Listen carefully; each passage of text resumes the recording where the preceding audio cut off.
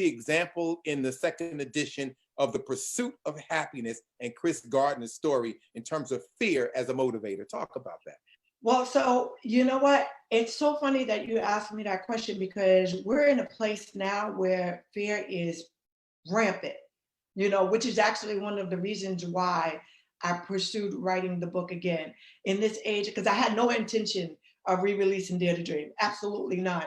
But we came into this new decade excited about what this new season of our lives as a collective universe would offer to us, right? And so then COVID-19 began to rear its ugly head and the entire world got sat down for a moment. And so as the world got sat down, I'm sitting there and I'm looking at where it is that we are in society as a whole. And fear is rising up to a level that people cannot even begin to comprehend.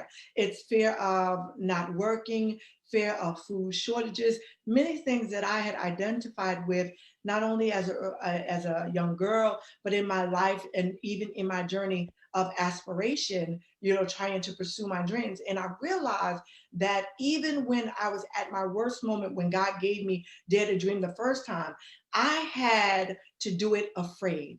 And that's really why I wrote it again. And people may say, well, what do you mean by do it afraid? Those things that I wanted out of my life, no matter how high the fear level was. And I love the Lord.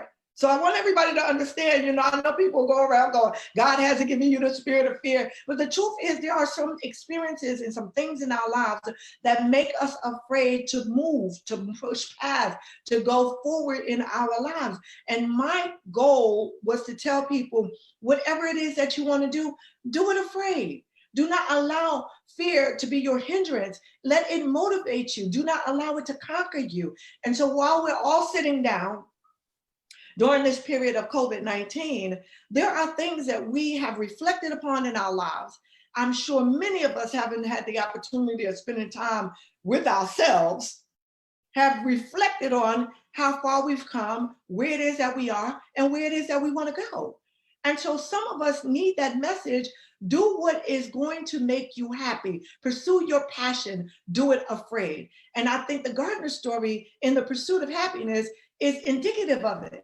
He was homeless. He was, he had nothing, but he knew. And then also, let's just correlate the fact that he did what I do. So, there was a gravitation to understanding that as well. Like, yes, I get it. I understand it, but he had to do it afraid. Now, this girl from the project said, the way that you build your business is typically based off of the people that you know. So the people that I knew didn't have any money, do it afraid. Go converse with somebody that doesn't, reflect where it is you came from. Go into somebody else's community. Do it afraid. I'm not sure how you need to do what it is that you need to do in your life, but I'm telling you, do it afraid. Whatever it takes, just go out there and do it. It doesn't matter if you have the level of fear. That's why if you have the Perfect Wizard of Oz team or the Wiz team, they're the ones that's your cheering section, that they will compel you and motivate you and encourage you to move forward.